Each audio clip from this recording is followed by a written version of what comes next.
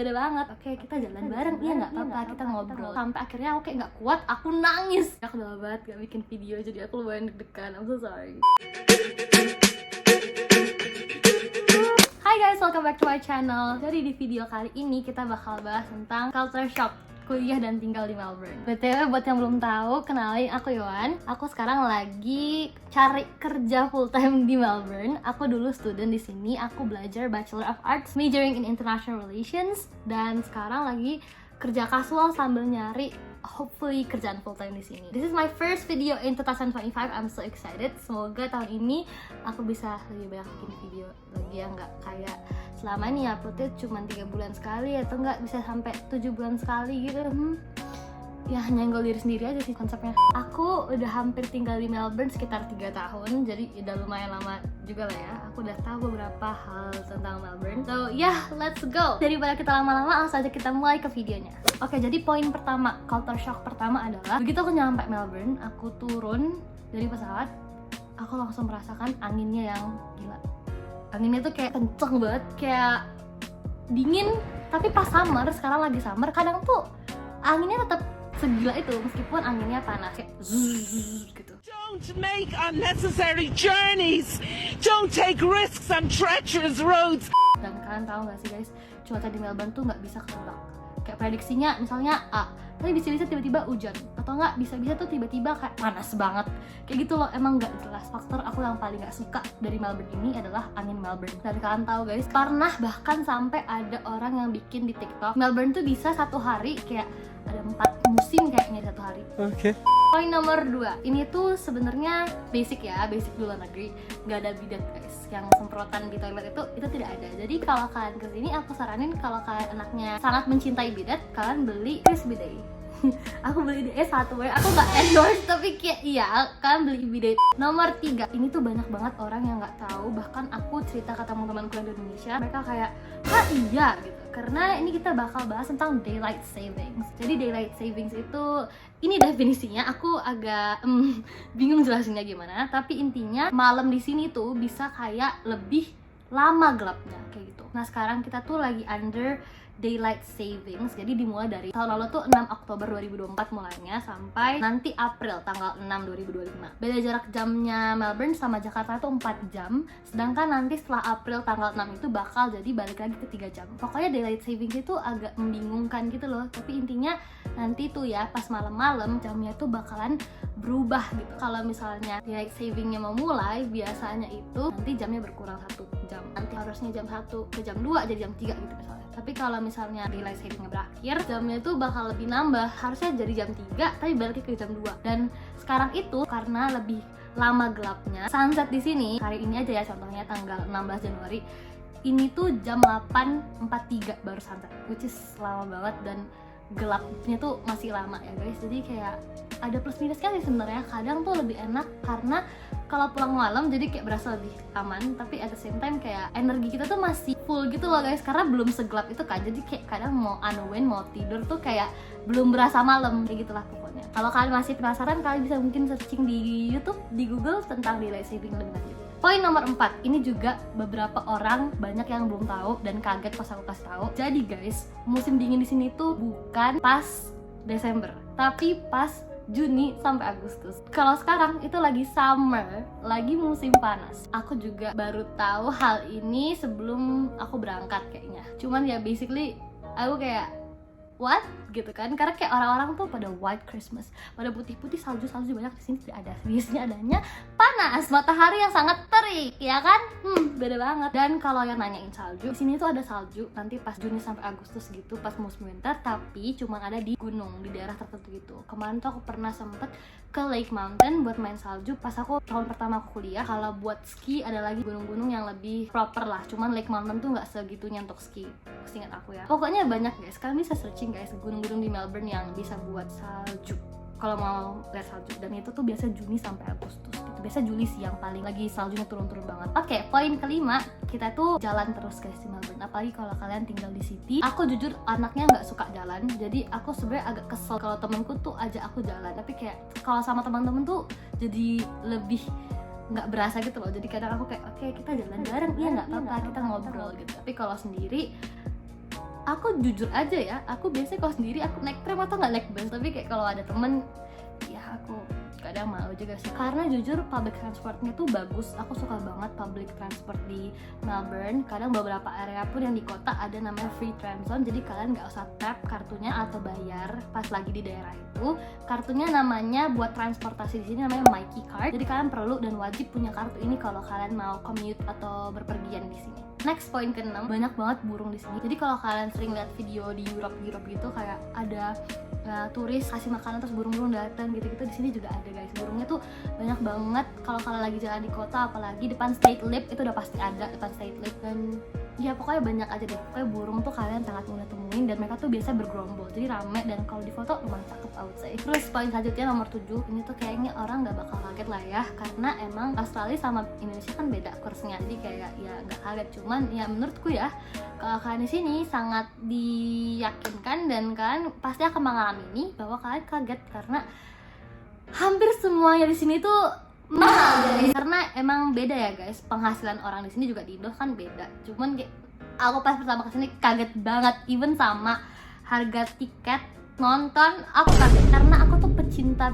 nonton bioskop guys, jadi kayak nonton tuh udah hiburan yang biasa banget gitu loh. Cuman sekarang dengan harga tiket yang sebegitu mahalnya, kayak bisa minimal $20-an atau 200 ribuan sekali nonton, biasanya $25 bahkan, meskipun udah pakai student card itu tuh mahal banget. Jadi gue kayak nggak, makasih, gue nggak bakal nonton di bioskop kecuali gue suka baca filmnya. Next, di sini tuh menurutku Melbourne ini kotanya tergolong aman menurutku. Pas malam tuh masih lumayan aman lah, cuman nggak selalu ya, nggak selalu. Aku ini berbicara dari point of view orang yang tinggal di daerah kota ya. Di sini tuh masih lumayan oke lah, karena kan kotanya tuh pas malam masih hidup kan. Cuman ya begitulah, hati-hati juga sih, karena kadang tuh suka ada orang-orang yang aneh gitu loh, ada orang-orang yang lagi high atau kayak ada orang-orang yang suka mabok kayak gitu. Jadi kayak emang harus hati-hati banget. Syukur banget sih penyertaan tuh kan luar biasa. Oh iya, sama guys, di sini tuh sering banyak bau ganja.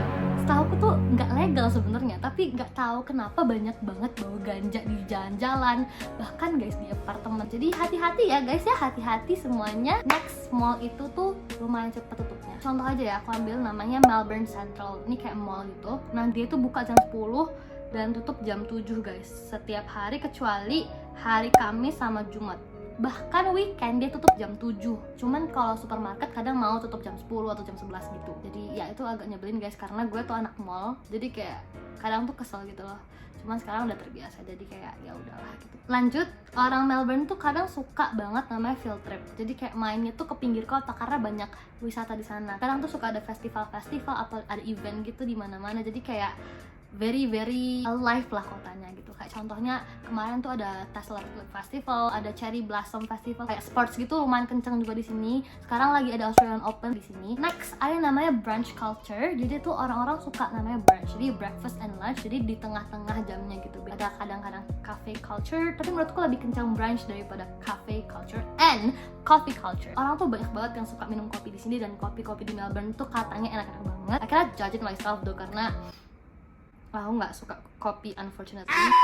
Gue agak lumayan sensitif sama kopi, karena kadang tuh minum kopi terus tiba-tiba jadi deg-degan gitu loh, dan panic attack sendiri. Gue juga nggak tahu kenapa, tapi I just don't like the taste, dan aku juga nggak suka efek yang dia hasilkan di aku. Kalau kalian suka kopi dan kalian datang ke Melbourne, definitely try them all karena enak-enak banget. Lanjut, ini aku lumayan seneng, yaitu adalah di City itu ada namanya wifi gratis. Jadi aku tuh pernah waktu itu suatu ketika aku lupa beli paket internet aku dan udah mati, dan aku udah panik banget dong, karena aku udah nyampe City tuh ketemu orang. Waktu itu aku masih tinggal di South Tiara, jadi bukan di kota gitu kan. Terus aku nyampe sana, ini gimana gue ngubungin teman gue habis paket. Terus ternyata aku iseng-iseng ngeliat wifi dan ada wifi, jadi aku bisa pakai tuh wifi buat beli paket. I was like okay, I was so happy. Jadi kayak sekarang kalau ada apa-apa aku langsung kayak aku pakai wifi publik aja karena ada.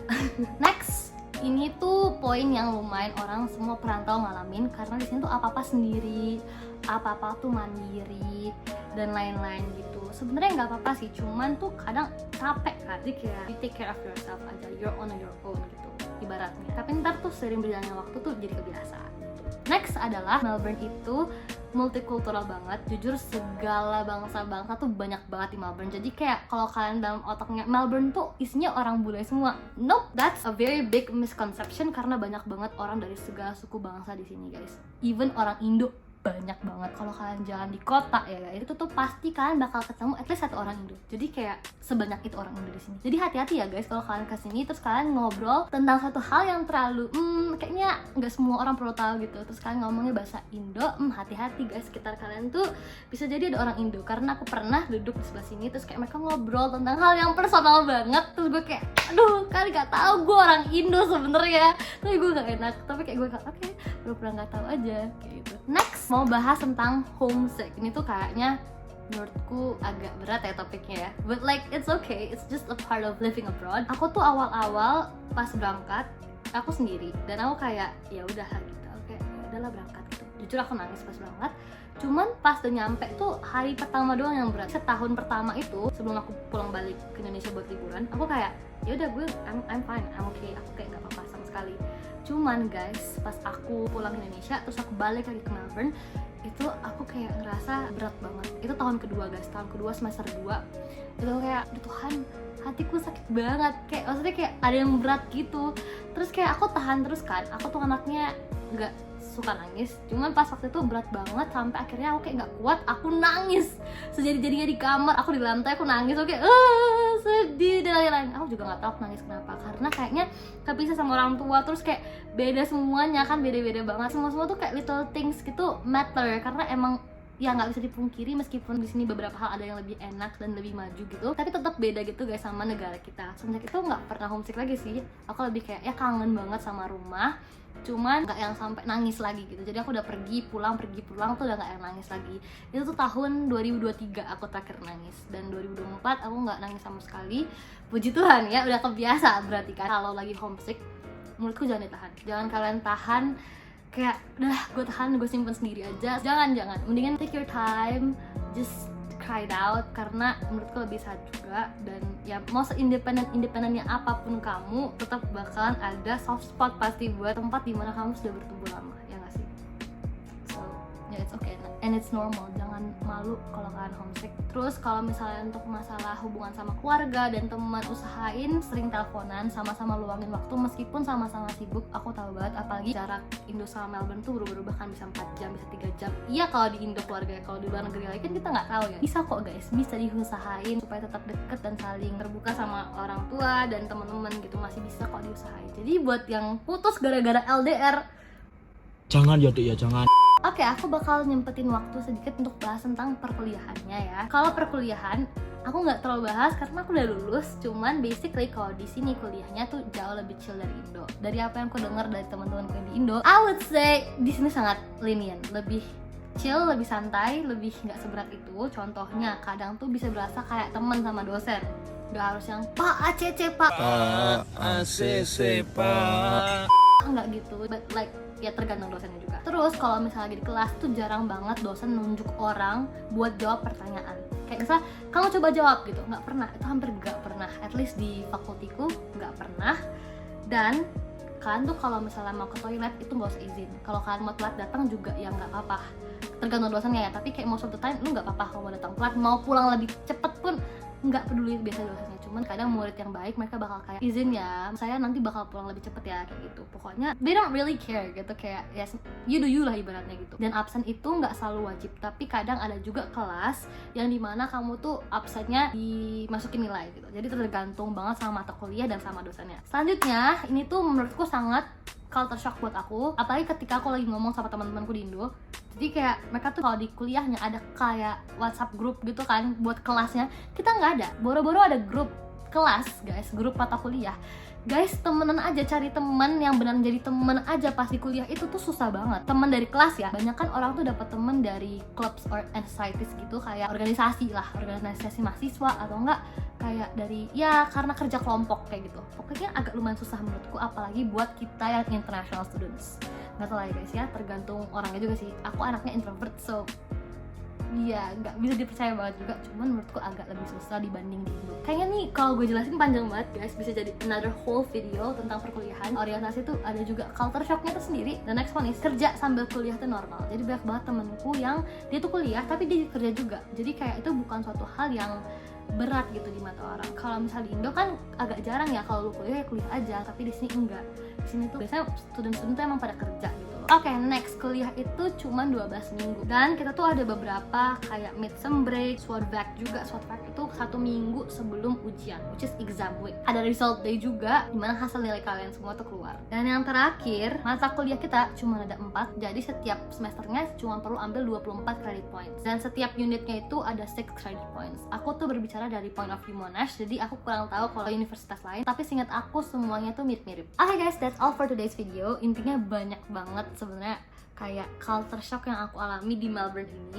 Dan jujur kayak itu nggak mudah, tapi seiring berjalannya waktu banyak banget pengalaman baru dan culture shock gini. Tapi I would say lebih banyak senangnya daripada sedihnya. I highly recommend kuliah di luar kalau emang kalian dikasih kesempatan sama Tuhan. Just pray about it because He knows your heart and He knows what you need. Okay guys, thanks so much for watching this video. Buat kalian yang punya pertanyaan tentang Melbourne atau kuliah luar negeri in general, kalian boleh banget reach out aku di Instagram @yohana_trgn. Kalian boleh DM and I would be happy to help. I think that's all guys for today's video. I hope you guys enjoy it. See you guys on the next video and God bless you. Bye.